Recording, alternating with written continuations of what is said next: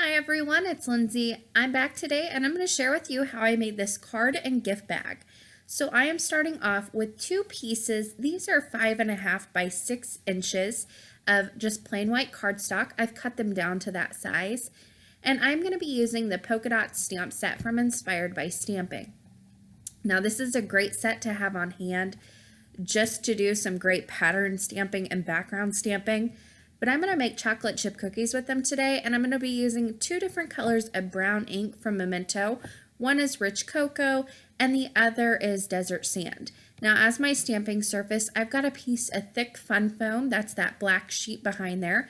I've got a piece of computer paper behind my cardstock just to catch any extra ink. That fun foam, if you stamp directly on it, it'll soak up that ink, and then you'll get ink all over the back of your paper. I've done it before. So I just always throw down an extra sheet of computer paper behind where I'm stamping. Now to make these cookies, I am using the largest solid stamp in that polka dot stamp set, and I'm going to stamp this in my lightest ink, which is the desert sand. I'm essentially creating my own pattern paper right now, so I am just randomly stamping. I'm not being too careful, and I don't want this to look too neat. So some of these are going to be a little bit darker than others. One side might be a little darker than the other side. That's okay. I want this to look really kind of rustic. Now, this is also very easy if you do have a missed stamp to just go back through, look straight through it and line it up like I just did. Or if you want a few of these a little bit darker than other ones, you can also look straight through, line it back up, and do a double stamping if you wanted to. Now, I have used this stamp set before. I made a birthday card with this stamp set, and I just added little balloons or little tails to the ends of circles and made little balloons out of them. This is why I love stamp sets like this, like with little shapes in them. You can get so much use out of them. Now, once I had the desert sand stamping done, I went ahead and grabbed this other stamp that fits that largest stamp that's in the set, and it's all these different size little dots. They're not perfect dots either. It almost looks like it could be confetti inside a balloon or something like that, but I'm going to use them as chocolate chips today. So I am stamping these in a dark brown ink directly over those circles, and that's going to just add those little dots on there, and it will end up looking like a chocolate chip cookie. Now, because these are the clear stamps, like I said before, it's super easy to look through these and line them up. The best way, I'm kind of used to looking through my stamps at an angle since I make so many videos now, but the best way to stamp these is to look straight on through that stamp, through your clear acrylic black and your stamp, and then line it up and stamp it down. And if some of them get a little wonky, get a little off, that's okay. I have some of those here that you can probably see.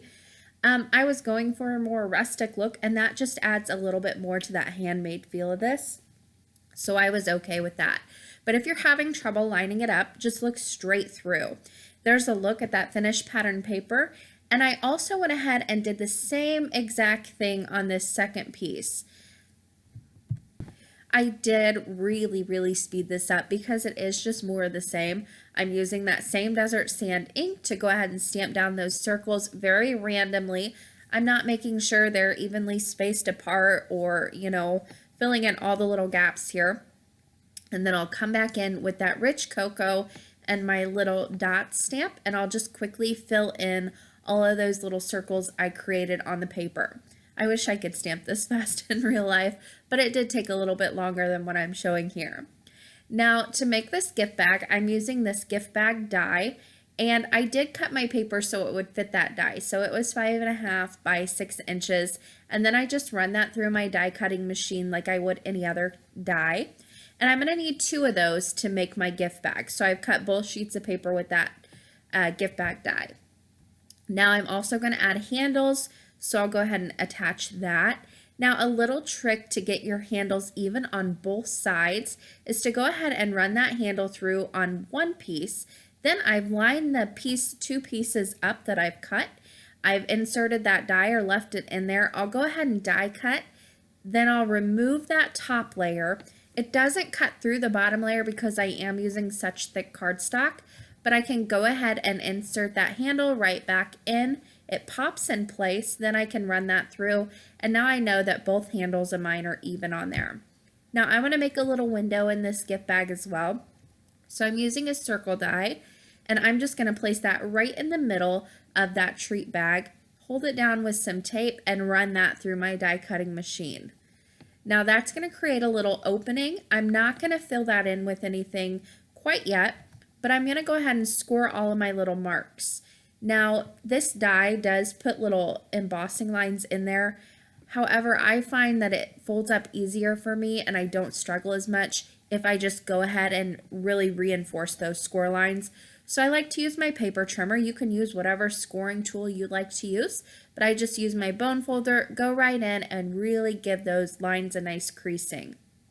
And there are only about 3 lines that you really have to go in and score on each piece. So it's just a little extra time that's going to help you in the long run, especially when you are going in on that last step and kind of folding in an already half put together box. It can get a little tricky getting those longer edges in.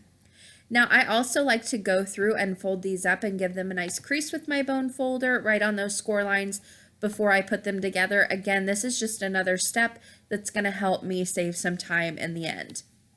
Now where I made that die cut opening, I'm going to put a piece of vellum over that. I just used a little bit of score tape right on the edges of a square piece, and then I'll overlay that onto the back of that hole that I've created. This is going to give a nice frosted look. You could also use acetate here if you wanted to, and that's a really good look. It's just going to be completely clear. So I like to use paper adhesive, a very strong one, basically double-sided adhesive, and I just put this on one of the panels. I put it on all 3 of my little edges there. But on this second one, I'm only going to put it on the side and the smallest bottom flap. I don't want it on that large bottom flap. Now to put this together, I started out with the sides, and then I remembered I haven't put one of these together in a while. And I remember that I like to start out with the bottom. It's a lot easier to start out and line everything up if you start with the bottom. So that's where I start. Then I go ahead and start peeling off that backing paper on one side and fold up that bottom flap and also the side flap. Now this is where it comes in handy that you've already put your creases in, so then you can just kind of fold this in and line up that next side, and the other half is already put together, so you've kind of got to wiggle it in there. And then I just use my bone folder to go inside and really press all of those flaps down, make sure everything's nice and secure.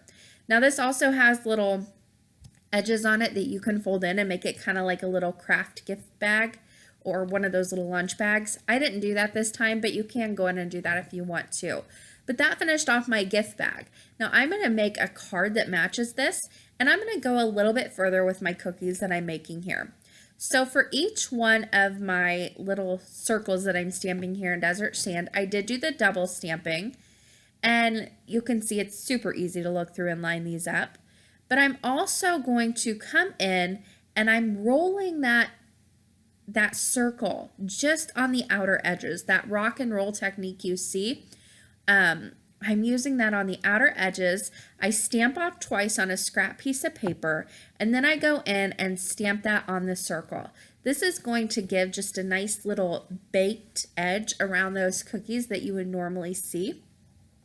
It's not too much, and the Memento inks have a tendency to kind of blend together if they're still wet anyway. There's one of those inks that will go on splotchy, and as it dries, it kind of bleeds into the paper and really evens itself out.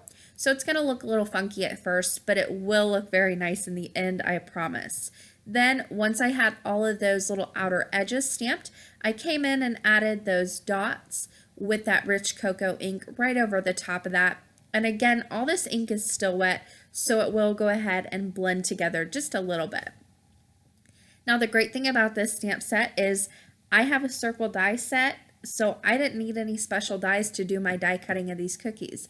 I just grabbed one of my circle dies out, a very small one, matched it up to the size of the cookie, and I'm going to run this through my die cutting machine, and it will die cut it beautifully. No special die set needed. And if you wanted to make this even quicker, you could just use a punch if you have one on hand and punch those out, no problem. Now I went ahead and made a frame and also an inlay for that just by inlaying a smaller die into a larger die cutting. Then I used that smaller die just to die cut a piece of white cardstock, and I'm going to stamp on that white cardstock. Now I am using this stamp set from Inspired by Stamping, and it is named Just For You. Now it has these great words in it, just for you. They're super big, and they all are separate, so you can kind of mix and match if you wanted to write like for you or, you know, something like that, or just have the you. You can do that with this set because they're all separate. Now I went ahead and lined these up so they fit on that piece of cardstock that I'm stamping on. But before I wanted to stamp on that, I wanted to make sure everything was nice and even. So I just quickly inked them up with some of that desert sand ink and stamped them on a scrap piece of cardstock to make sure I was happy with the placement. That's just going to help me and save me from having to die cut another piece of cardstock. So once I had that done, I went ahead and put my piece that I'm stamping on, my finished piece, back in my MISTI. And I'm going to use that rich cocoa ink that I've been using on this card all along and the gift bag as well. I'm going to go ahead and ink up that sentiment and stamp it down. Now, whenever you get new stamp sets, this is a new one. It hasn't ever been used before.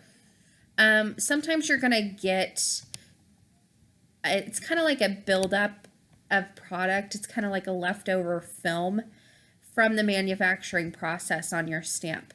This one had it on there, and the only cleaning I did to it was just water in my rag, and that's not sufficient enough to clean that off. So you can see I've got a splotchy image here where the ink doesn't want to stick to the stamp. To quickly fix that, I just went ahead and stamped over that with some Versamark ink first on a clean stamp. Now I'm going to come in with my ink, and then I'll go ahead and stamp it down. And now after this, it should work perfectly fine. I just needed to really get that conditioned up with that Versamark ink. You can also use like a rubber eraser on it if you wanted to, or you can lightly sand it with a sanding block. And I have a video on that, how to condition your stamps. I'll leave that in the top right hand corner as well.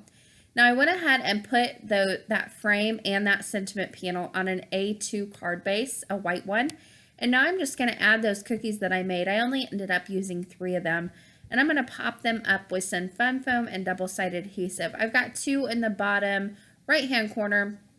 And then I'll add my final one in the top left-hand corner. I find that whenever I use odd numbers, it looks better than when I go for even numbers.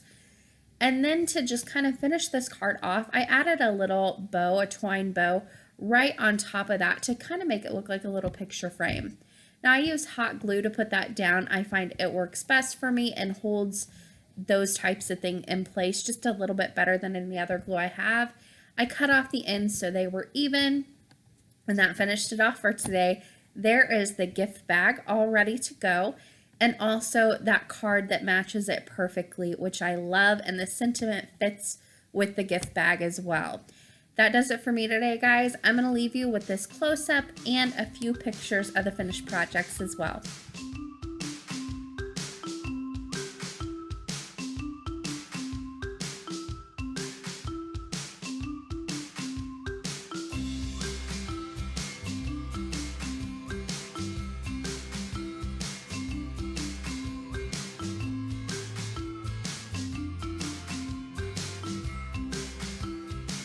So on the left side of your screen, you'll see a few different links you can click on. The top will take you to a video of mine you might enjoy watching next.